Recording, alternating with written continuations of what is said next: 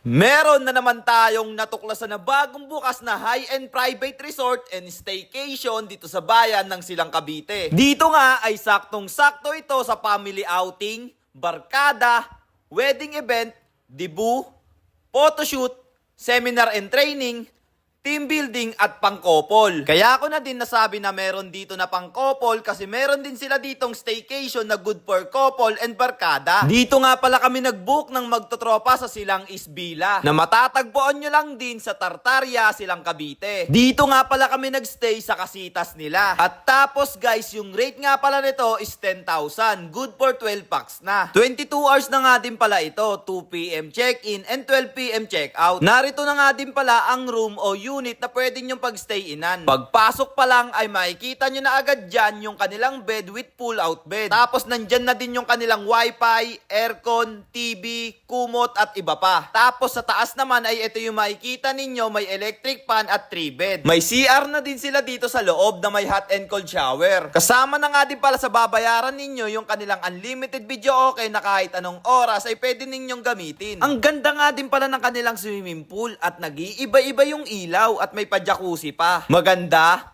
presko at sariwa ang hangin dito kasi medyo malayo ito sa lungsod. At eto naman yung kanilang private resort na napakalaki mismo at ang ganda. Pang high-end talaga ang datingan. Tapos yung gitna nito ay kita naman yung mga kabundukan. May billiard nga pala sila dito sa itaas. Tapos may basketball court naman sila dito sa ibaba. Dalawa nga pala yung basketball court nila dito. Isa dito sa private resort at yung isa naman sa kasitas. 12 nga pala ang kanilang room dito sa private resort. Tapos yung mga room nila dito ay iba-iba. Sa kada room nga pala may aircon at TV tapos may mga sariling CR. May kitchen sila dito sa baba at pwede nyo naman gamitin yung pang-ihaw nila at yung ref at mga pwedeng gamitin sa pangluto. Napakaganda din ang kanilang swimming pool dito at may pa-jacuzzi din. At kay sarap nga pala mag-team building dito o mag-party kasi sobrang lawak talaga ng place nila. Ang rate nga pala ng private resort ay nakadepende sa ilan packs at room. Tapos sa mga gusto nga pala mag-book dito ay i-PM nyo lang po ang kanilang FB page. Sobrang dami na din talaga ang nag-book dito kasi good for events place siya mismo. At ayun na nga guys, hanggang dito na nga lang din po pala tayo. Sa mga nakukulangan pa pala sa impormasyon ay ilalagay ko na lang po sa comment section. So again, this is Ajak TV. Thank you for sunshine, thank you for rain, thank you for joy.